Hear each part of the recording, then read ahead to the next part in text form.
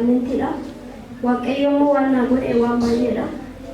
Dursee bara 2016 keessa guyyaa Sangaffaa yaa'ootoo namoonni dura baay'ee jeequmsa ture mana kiyyarratti bakka baay'ee mucaa kiyyatti nalaa dhukkuba baay'ee jeeqama ture gaa'ela kiyyarratti jechaadha.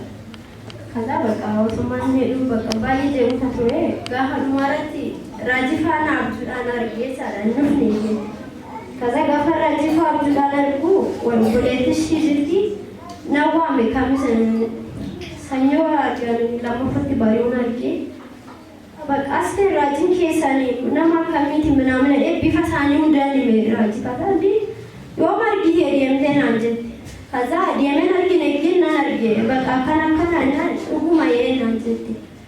Kaza gaafa lafa caata isaanii dhufne sanbata hammaan as ga'utti nama muddame dhufee amaanuudhaaf jechaas.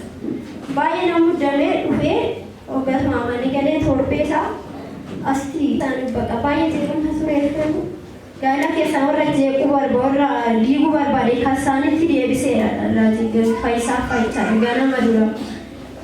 Waaqayyo immoo waan baay'ee kan na godhe galgaluma isaa waaqayyo gaa'ela koo kan diiguu jabbara kan isaanitti deebisee waaqayyo ija kiyya na agarsiisee kanaafis waaqayyo na galateeffadha.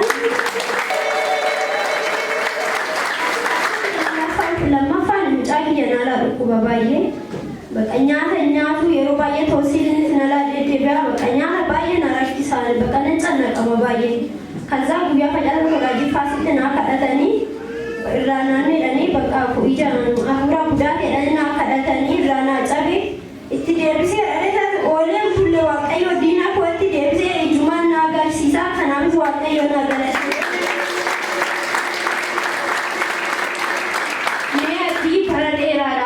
Rakkachaa turte gaa'elli kee manni kee jireenyi kee boqonnaaf nagaa hin qabu ture yeroo gabaabaa keessatti garuu furmaata isa agarsiise gara kee isa goree moo'ichaan isa si dhaabbachiise waaqayyo kanaan maalitti jetta otoo namanii turuu keetiif gaabbiin sitti dhaga'amu jira.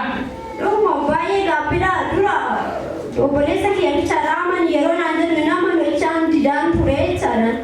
Gana yaa waaqayyo immoo eegala manee waan baay'ee naa godhe dura yoomiyyuu beekteen ta'uchaan ture kan yoomiyyuu yoo amma lubbuu kiyyattutti beekteen ta'uchaan ture ki waaqayyo immoo gaafa na jaalatu waan hunda keessa du'a keessa na kaasee as na dhaabee nama waaqayyo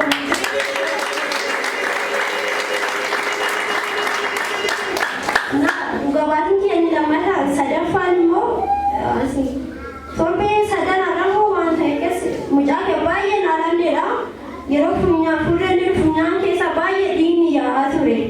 Dhiigni yaa'u sunis niisee bakka guyyaa